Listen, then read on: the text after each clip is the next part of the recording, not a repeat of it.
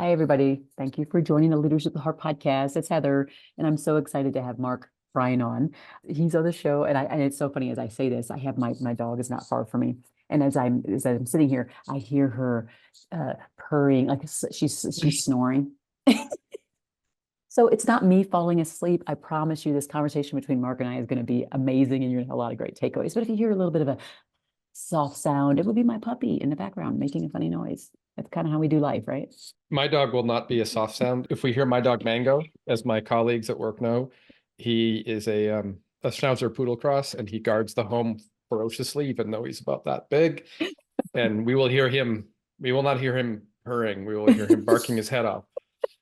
We may get that too, but right now I just hear this sound that makes me want to go to sleep too. It just always sounds so gentle. So, I'm glad you're on here. I do think that our conversation is going to be fruitful, and I think in unexpected ways. So, welcome on here, and tell everybody, where are you right now in your leadership journey anyway? I am the Chief Operating Officer at a company called Oyster HR. Oyster HR is a global employment platform. We help companies all over the world access talent and bring that talent on their teams, no matter where those people are living in the world. So we're the only B corporation, or well, just say recognized mission-driven corporation in our sector. We started with that mission in mind to open the doors to talent who are traditionally not easily accessed into the world of technology. So kind of doing this with a value framework is part of the heart and soul of Oyster. And I'm here in Austin, Texas, as it says on my screen, and I'm Chief Operating Officer. I've been a C-level executive now for over a decade at various venture-backed companies. Yeah, and in my journey, I just had a birthday. Just Happy birthday. yeah, just Nice. yesterday, and Exciting. yeah. So I guess that's where I am in the combination life and leadership journey. I love that. Tell the listeners, because I didn't know a lot about B corporations until my publisher for the last couple of books was a B corporation. Let them know a little bit Yeah. more about what that is. What does that stand for? Yeah, I mean, it's a recognition that you've been independently vetted as a company that is dedicated to a service level good or a human good. And so rather than just declaring oneself a mission-driven organization, it's a process by which you submit for the B Corporation moniker. I mean, we all think about C Corps, right? And so this is a B Corp, which stands for a company that is seeking to somehow contribute to the world beyond just the return of capital. So there's quite a bit of a thorough process that the institution that vets these goes through to ask whether or not you are following through in how you operate and why you operate, how you are thinking about impact. Every year we release an impact report that's about where we are helping companies hire and how those people who are being hired are having access to economic potential that they traditionally would not have had. So we have to do quite a bit of work, not only to get it in the first place, but to keep it live and to keep it, I guess, proven, that we care about this. So yeah, we care, but anybody these days can say they care and that they care about mission. This is a little bit of an independent stamp of certification that you indeed are putting mission at the heart of your company. I love that a lot. And I remembering that connection between the work I do in leadership at the heart of caring leadership and then this mission focus of your organization, it really makes for a great conversation, I think, between us. Because I think you're right. I am more and more seeing companies that are putting the word care in their mission, their vision, their values, or on their tagline.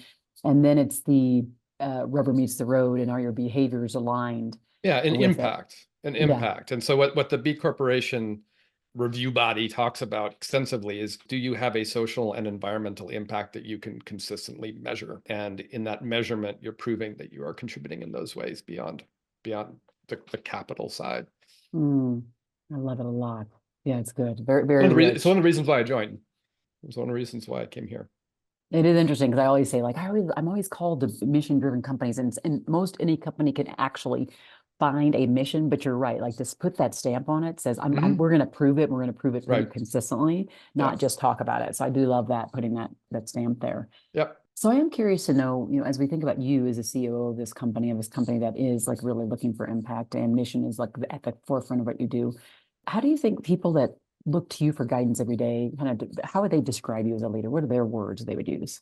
I mean, I will offer some thoughts, but I'm always a little bit hesitant because I don't want to speak for other people. And so in asking, it's a great question, and I'll conjecture, right? And so, and I'll use words that I know have been used in my presence at least. But you know, I'm anxious to speak on behalf of other people, and so I'll be, you know, it's humbling to try to think of like how would they describe me. But here's some things that I've been told over the years. Thoughtfulness. So before I became a software executive, I was a professor, and before I was a professor, I was a philosopher going way back. And you know, you can't really take the teacher out of me. And so people that have worked for me, with me, would say in some form, I'm always teaching, or I'm always attempting to teach. And sometimes that's good and sometimes that's not good. But I think supervision for me is very similar to teaching. There are some differences, but the act of trying to help people grow. I mean, I kind of think of being a manager, being a supervisor, as one's primary responsibility is to enable growth. And so, you know, while I use the word teaching, I don't mean instructing, obviously. I mean helping, fostering someone's growth. And I would say that people who have worked with me would pretty much consistently say, from the first time I managed somebody to today, that I am dedicated to their development, and I'm trying to foster a community and a climate of learning, and exploration. That's beautiful. I think that's great. And then boy, what a diverse background. That is, oof, that's a whole nother thing. Like from philosopher professor to tech executive. I mean, yeah, that's Yeah. even thinking about like just like as we talked about just the very start of the value alignment or the the mission focus or the you can see that evolution and it's probably great. Well, I could see it's like the Yoda of the tech world, right? You're Well, if that were true, I wish I had the force sometimes, because that would make things a lot simpler. But yeah, but yeah, I would say they would say that, and I would also say they would say I'm caring. I express interest in them as human beings. Yeah, I mean those are things that I would say are consistent. I mean, I can, I could go on, but I would say those are things that are pretty consistent, and I'm fairly proud of, when it comes to the impact I've had on people. I love it. So, when we think about just you being that person who's focused on the developing others, and even just gosh, that journey you're on, that curiosity, was that curiosity, that desire to teach and uplift people and make it help people grow? Did that stem from something? Did that go from? Did you have that early on? Was there a coach? Yeah, Was it like something that was just embedded in your house? Like things like that. I'm curious to yeah. know. My father was a fantastic teacher himself. He was a professor, and I certainly picked up a lot from that, or at least I picked up a desire and an interest in learning from my dad. And then over the years, I've always just been curious about people, about things, about various, how businesses work, about how tech works, about how people are best deployed in teams, how teams work well, when they don't work well. So, absolutely have to give credit to my father, who passed away actually last year, not too long ago, but he had a dramatic influence on my sense of the importance of lifelong curiosity and lifelong learning, as a reason why we're humans, right? Mm, Kind of that ethos of, when you stop learning, you've kind of stopped living, in a sense. And I wrote a LinkedIn post. My father and Charlie Munger, who was the mhm, big partner of Warren Buffett's company, died relatively, quickly after. I think it was like within a week or so, they both passed away. mm, And they're very, very different humans. So, one retired, a philosophy of religious studies professor at University of North Dakota, my dad, and was very scared about putting money into anything just because of how he grew up. Not particularly wealthy growing up, were we? And the other, obviously, and my father, very, very liberal, and Munger conservative, like at least business conservative. And mhm. but one of the things that they both shared, and I literally was able to lift a quote from Munger, who I've always enjoyed his thinking, even though we have a lot of similarities. But he wrote something like, the day you stop learning and being inquisitive, is effectively the day you cease to, be a human being. And my dad could have said exactly the same thing. So Mm. from my dad, I picked up a strong interest in just never being complacent or satisfied with, I mean, I know all there is to be no, and I'm just going to stop being inquisitive. And so that manifests daily in how I work. Absolutely. I think that curiosity is such a undervalued but so needed way of being Mm. in our world right now. You just look out in the news today, and I think a lack of true curiosity and desire to understand another human being is what really creates lots of the Oh divides that yeah, we have. And so your absolutely. type of waking up going, I'm kind of curious. I kind of wondering. I'm kind of just always being Mm. that person, I think, then says, that means I'm not going into it with the predetermined or pre-assumed out conclusion about the circumstance or the people or the person. And now I can truly be present, and I can lean in to really seek in a way that's fertile, much more fertile than we do now. We just don't do it. We don't seek very well. We just No, don't. I We would, assume yeah, much better. I would agree with that. It appear to seem to be easier to be overconfident, absolutist about what you know, unwilling to revise one points of view. I mean, I don't want to fall into that trap of, what happened. It used to seem to feel a little easier. And maybe that's true, maybe it's not true, but I certainly do feel that way today. Meaning I look out onto the media for role models of inquisitiveness and considered moral dialogue, and it's a paucity, there's a lack, a general lack of that. But I think it's also kind of what we celebrate. Maybe it's kind of sad if we celebrate braggadocio and overconfidence and clarity at the cost of any curiosity. It's just kind of depressing, but It is so but true. I can't live that way. Yeah, Like yeah, we so, can't. We got to keep, I think we just have to I keep being didn't, the curious ones. That's yeah. it. 'Cause that's the key. Well, I know, like for me, it makes me, my team keeps wanting to put the word expert after me, and I'm just like, mm, expert makes me think, when I hear that, it makes me think that the person in front of me, that I can't learn anything from them. And that is the exact opposite of me. right, Like I right, am always looking to learn, even from my audiences, as I speak as a sure. keynote speaker or whatever, right? And so I just want to go away from some of these things. And they're like, no, you have to go here. I'm like, don't call me an expert. Don't call me a thought leader. Yeah, Because everybody has great thinking, and there's so much we can learn from each other. So absolutely. I appreciate that perspective a lot. So for those who are listening right now, an important part of this show is to kind of talk about, not that, because we already can see that you're kind of a more emotionally intelligent person, that you're thoughtful, that you're all the things that we're talking about, inquisitive, curiosity, that you work for a mission-driven, impact-focused company. But can you remember a time that would be, really helpful for those listening, when maybe you didn't kind of lead with heart, which is the name of the show. You Hmm. didn't maybe lead with as much care as you would want to. Can you think of a specific story that you can Oh, share? I can think of so many stories. And Like then, so, I'll and then use, what did you do to come out of it? Like, what did you do to become more sure. enlightened? And I don't mean like, what did you do to become perfect? I mean, what did you do just become more enlightened in that moment? Well, I'll use one that I remember, with a high degree of accuracy, because it's like a managerial flaw I've had to work to overcome, and I still have to work to overcome it. If anything, it's kind of like the dark side or the accompanying weakness or flaw that comes with feeling a high degree of responsibility for people over whom I have, responsibility, like supervisory responsibility. And the problem, to use psychological language, is if you have a high degree of self-locus of control, like if you feel like you have the ability to shape the world, like, people can have, I'm sure a lot of your listeners, given what you talk about, know the concept of locus of control. But just very briefly, if I have an internal locus of control, I generally am going to think that my actions or my behaviors are going to have an impact on the world. And I'm often going to be more quick to blame myself for something, if something goes wrong. And if I have a very, very external locus of control, I might fall into a victim trap sometimes. But on the positive side, I'm very attuned to the external world, or I won't make the mistake of thinking that I have influence when I really don't.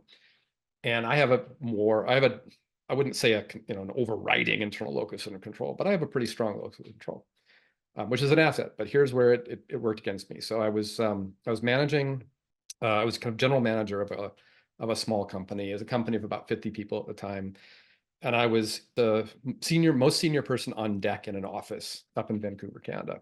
And it was a great company, just kind of really historic highs at the company. We had a great time, and there was a lot of energy and a lot of positive energy. I would come down and we would have a good time every day. But one particular day, I remember I had to sit down a person who was working, and I had to have some, like, I wouldn't say like some extremely difficult feedback, but I had to give this person some feedback about a problem. And I was young, and I didn't like giving hard feedback because I didn't want somebody to feel bad. And, so, I really sweated about it. I was like, oh, geez. I gave the feedback, went home, came back the next day, came to the office, opened the door, walked in, and the person was sitting there, and the person was crying. And like, I just felt like my heart sank. And for hours, I was just, oh my God, like, what jerk, Mark. And you must have blown the feedback, and you were being too harsh, and look what you did. And, I was just self-flagellation for hours. And I finally, I think I wrote an email, like, it was a small office, so everybody could kind of hear everybody. So I wrote a little email to somebody else who I knew the person, kind of outside of office. And I said, like, I think what I talked about yesterday really affected this person. 5 minutes go by, email back. No, that the person broke up with their partner last night. Had nothing to do with you. And absolutely nothing to do with me. Just nothing to do with me. And I remember I just sat there, like, looked at the email for a while, like, oh, right. Um, and oops. And it's like, you can have this, and I think everybody has these traits. Like, you can have this trait that normally, when used for good, is right, like helps you walk in the direction of the good and the right and the just and the light and all that kind of stuff. But when it's undeveloped or misapplied or overwhelms or gets sort of uncritically leads your behavior, it can really have you make mistakes. And luckily this wasn't like an extreme mistake. I didn't do anything even worse, like it didn't go on long, but it was a really, really, really good wake-up call. And I remember I talked to the friend a little bit about it, the person who knew the person outside of work, and she gave me some great advice, the person. But I was just, learning that the world doesn't revolve around you as a manager or leader, learning to pause your internal dialogue, learning to not make assumptions. I mean, I can just list like a page worth of good developmental bits from the case, but I mean, a lot of leadership or management assets, strengths, gifts have their Jungian dark side, where like they're misapplied, overused, relied upon problematically, just take you in the wrong direction. And I'm never going to be an uncaring manager, but I have to watch for thinking that I can solve everybody's problems, that it's my job to solve their problems, that I can take care of everything, that things aren't always about me, and those sorts of, it's like, this is on, it's lifelong, so how did that help me? It served as a really good early learning opportunity. There was another learning opportunity that was not too long in time from that. I'll add one more that was kind of, it's semi-related, but illustrative. The first time I had a employee who I had hired personally, like, voluntarily leave, just crushed me. Great person, great performer. It served like, in tech terms, it served a long time. I've like been an employee at my company for like 3 years, and resigned. And I was just overwhelmed with, it was this, is this like somebody was like breaking up with me? And I went to have lunch with the person, and I was just in such a state, and much younger than me. And I like, he just said, "Hey, look, it's okay." Like, I mean, I remember we were having lunch across table, and and he said, "I had a great time. Like, I had a great time, and it's time for me to go and do something else." And he thanked me for things, and I just like, I had to get over myself. Like, it's like, it's not about you, and it's not your mean, even if he was angry at me, it doesn't, it's because it's like having to, and again, not having to learn how to care less, because that's not the message that I took, and it's not the message I'm trying to give right now. It's that everyone's lives operate independently of yours. And you neither can take credit nor blame in many instances that you're often likely to, because the times where you should take credit and blame, you might miss those appropriately for misapplying the standards in the wrong places. Like, anyway, just, those little things, those little vignettes were very helpful and informative early on. Mm. That's such good stuff. There's a lot of takeaways there. Well, I tend to be a very similar situated where I think I have, more in control over something than I actually do, or I think I'm like either the brunt. I'm not normally going, and they did this, and so it's all about me. I was so Right. amazing. Although, underneath there's a little bit of pride if somebody is growing Yeah. or something in there, right? And that Yeah. is still there. But that idea of like trying to solve for the world's problems and then taking it so personally, and then if it doesn't have, like, it has very little to do with you, and Yeah. we just have to come to the realization that our job is what our job is, and it does mean like uplifting and growing people, but it's only going to go so far, and the people also have to want it, and we also have to ask them what they want. I mean, that kind of goes back Right. to curiosity, right? That assumption that Yep. we just know what it is, or that they want us to act, or that they want us to take part, when we may just snoop our nose a little too far into it, trying to be a Absolutely. little bit, like you said, that caring person, if you already lean towards that. So there is that balance, you're right, where it says you got to have the person be independent. You got to stop snooping. You got to let them Yep. kind of go in there. So I totally get that. Yeah. So, I mean, Okay. I wouldn't, I wouldn't say, I mean, I would say I work on this every day. And like it isn't, I don't believe leadership lessons are, oh, I learned that and I took that box when I was 30 or whatever. I learned something about myself, and it has informed how I think about my ongoing development and maturation as a leader, as a human. And that doesn't mean I'm free from making the same mistake. I've made that same mistake many a time, but at least, I generally don't make the same mistake the same way, and I don't generally stumble in the same fashion. So there's no such thing as a perfect leader, because ultimately we're in service of an audience anyway. So even if I thought I was, like you said, like you began your podcast with, like what would people say? Because that's the impact of a leader, Mhm. is what do people feel, what do people say, what do people do, how do they think about involvement and engagement with your leadership years later? All that kind of stuff is the stuff that Mhm. actually makes a difference. It really does. And a question for you, this is a little Mhm. philosophical. It's okay. I know it's okay specifically with you. I'm going to go there. So do you think that someone has to have a supervisory title in order to be a leader? No, totally not. Because at the end of the day, what determines a leader is that people feel led. And so if someone is, I mean, that's different than being a manager. If you want to say, well, do you have to have a title to be a manager? Well, kind of by the book, yes. But but a manager and leader are not the same precisely in this way, because if you ask a group of people, do you feel that that person led you? And they say yes, that's all that counts. Interesting. And that I hadn't heard anybody. Usually when we talk about this, we talk about, do people follow you Yeah. versus do people Yeah. feel led by you, which is like, that's a different way of thinking about it. Something for me to for sure ponder, but I think it is true. I always talk about caring leadership is showing concern and kindness towards those who look to you for guidance in some way. Hmm. And I leave it open purposefully because anybody can fall in that role at any moment.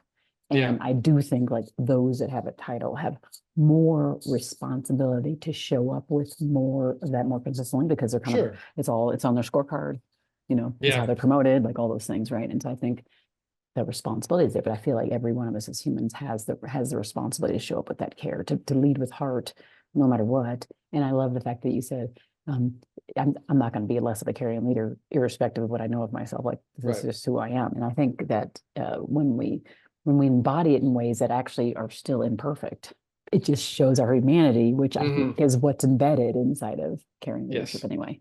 Yes. Yeah. Yeah. I mean, it's a little bit about, I think leadership is similar to similar to the question of, hey, did you feel seen in a particular setting where somebody cared about your input? And like, the reason why I formulate it like this, if you were to ask someone, do you feel led, or are you following this person? Because people can follow leaders unconsciously or without awareness. is that leadership? I guess so, but it's kind of dangerous. Hmm. I'd rather someone say, it's not this, I can observe you following this person, which could be under duress, under threat, under fear, but it's are you following this person? Yes, I am. I feel led. I feel like this person has held the flag up and I want to go there and I'm motivated to go there and I'm choosing to go there. That's for me much more powerful. Mm, so much goodness. This is like meditation stuff here. Like I need to meditate on this. Oh gosh. Oh, okay. So now we're at the point where you get to ask me like the question. Is there something that you'd want to ask me specifically? Any question? Well, I mean, presumably you've talked to a lot of leaders, Hmm. I would guess. So I'm curious as to, can I ask a two-part question? I'll just Yep. having talked to so many leaders in the sector, kind of in today's environment, give me a reason why you're optimistic about where organizations can be going from here on out, and then balance that with any concerns or pessimism that you have based on what you've learned talking to so many leaders. Mark, you're really making me get into my meditative state now. I'm getting really into the reflection state, which makes me want to sit. And for those who listen, when I talk about listening, I talk about having this decoding period where somebody gets me feedback or someone has a request of me, and I take the time to process that before I take action or before I respond. And so some of these things really are, going deeper. They make me, are thinking harder. I would say on the optimistic side, one of the things that's been coming specifically to me, but I also prayed and wished for the beginning of the year that it would come to me, which is organizations and leaders who aren't just saying care in their mission, vision, values, as we talked about in the very beginning, but they're like putting a stick in the sand. They're like Mm. drawing a line saying that this is who we want to be, and so then they come find me. Mm-hmm. So I'm optimistic that at least in the work I do in the world, that I am finding and people are finding me because we are trying to be in the world creating more care, more heart, more concern. And even if there's a small faction of us, Mm-hmm. it's better Mm-hmm. than none Sure. of us. And I'm Sure. not saying we are like the gods of the world or like we are the people to strive for. That's not really what I'm getting to. I think it's just, I do believe at the core, whether I'm here or not, that if we can manage to show more care and concern for each other, which is like that, by that leading and listening, by the Mm-hmm. curiosity, by being there for them, by supporting them, by uplifting them, all the things, we will change the world, and we'll change it in a positive way. And Mm-hmm. so that's my B-Corp stamp, right? That's my Good. stamp right there. On the other side, I think reconciling that, it can be really disheartening for people, like for someone like me and the people who kind of like me, I guess, is that we can be a little Pollyanna in our desires, and Mm-hmm. we can like see all this potential, but the potential never crystallizes because over here there's this counterbalance that's there. Right. And I think Uncaring leadership or uncaring later, yeah. uncaring, Mm-hmm. yeah. Although Mm-hmm. there's just like you hear about like good and evil, like you can't have good if you don't have evil. But there's just, again, the philosophical Right. discussions that you and I could probably have offline over coffee or whatever. Is I think that's that thing, is that thinking stands out so much because there does exist these Sure. uncaring tendencies, these uncurious, non-listening, all the things Mm-hmm. are the opposites. Yep. So I can't say I have showed complete disdain for that, because then this wouldn't be as obvious. But at the same time, since it's not just a marketing ploy, it's a desire for me to see this more in the world. And if that means what I do goes away because it exists in such big batches that they don't need to hear the voice anymore, Yeah. I would die a real happy person, right? Yeah. And if So, if uh if empathetic leadership were normalcy, you'd happily do something else with your work in life. yep. I would just figure That's out something fair. else. I don't really Fair know what enough. I'd be somewhere else, right? So I think that, yeah, exactly. So I think Yeah. I would say those would be the big thing. And but no matter what, I've decided that I was going to be kind of putting that stick down, drawing that, like saying, I choose to be a messenger of this Yeah. thing.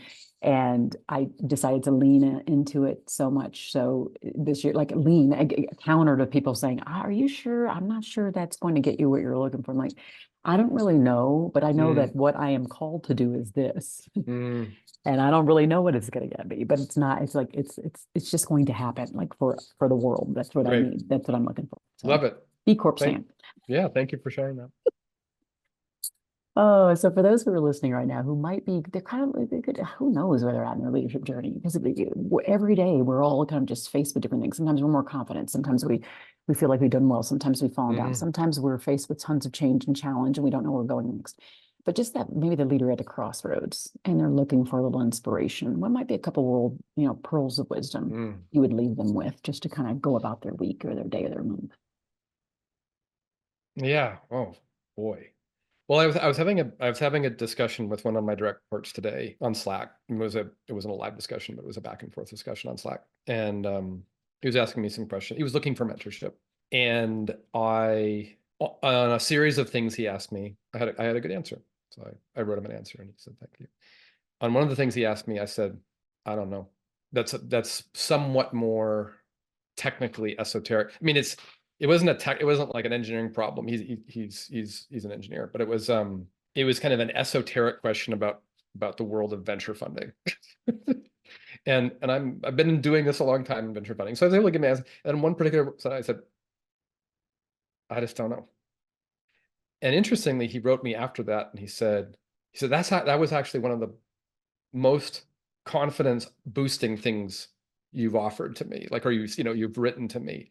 And I know why he said, I mean, in this case, I know exactly why he said that. It was, he struggles with imposter syndrome over some things, given what he's been doing and all the stuff that he's been doing. And it's an imposter syndrome is real for a lot of people in all sorts of different walks of life. But the fact that I both said and was comfortable saying, I don't know either, made him feel seen and heard, like made him feel, even if he respects me about my knowledge of these things, that I don't know the answer either gives him hope. like gives him a sense of, Hmm. I'm not dumb to not know this because it's actually pretty tricky. Well, the advice I would give would be, sometimes I don't know is a very motivating thing to say. Hmm. And a lot of our training as leaders and professionals trains us to be certain. And with certainty comes the risk that the certainty is wrong, that the certainty shuts things down, that the certainty, all the things we talked about very early, Heather. But there's a wonderful power in both the willingness and the act of saying of I don't know either, or I don't know. Just I don't know. I mean, it doesn't matter what you say, but admitting you don't know. And we see a lot of lack of interest and willingness in a lot of our public figure leaders to say, I don't know. And it scares but no, I don't want to swear on your podcast, but it scares me and it's disheartening. So leaders out there, if you want to be impactful on a human level with the people that you're leading, and you want to be moral, and you want to embrace kind of a leadership style that's about uplifting people. Very, very powerful words. I don't know. Mm. So good. In there is embedded vulnerability, the curiosity we talked at the very beginning. Because if we know everything, there is no curiosity. There's just, I've arrived and there's nothing else to learn, which is the exact opposite place we want to be as a leader on this development path that we're all on. So Yeah. yeah, real powerful. A very good friend of mine, who's a executive presence and communications coach, is a genius. One of his go-to phrases is you can't be simultaneously judgmental and curious at the same, you can't at the same time be judgmental and curious. So if you're being judgmental, the likelihood that you're being curious is basically zero. And the flip side, if you're curious, you're not being judgmental either. And people often feel shut down and not heard when they're being judged, and often people feel included and invited in if they're being asked legitimate, authentic questions. So it's a skill, and the beauty of it is that it is developable. Like you can get better at doing some of these things because you can practice them. And that also is, I guess, another maybe inspirational gem. I mean, I hope I offer it as hopefully an inspirational gem, is that it takes some practice and some commitment, but one can get better, good, great at being a person who leads with empathy if you want to be.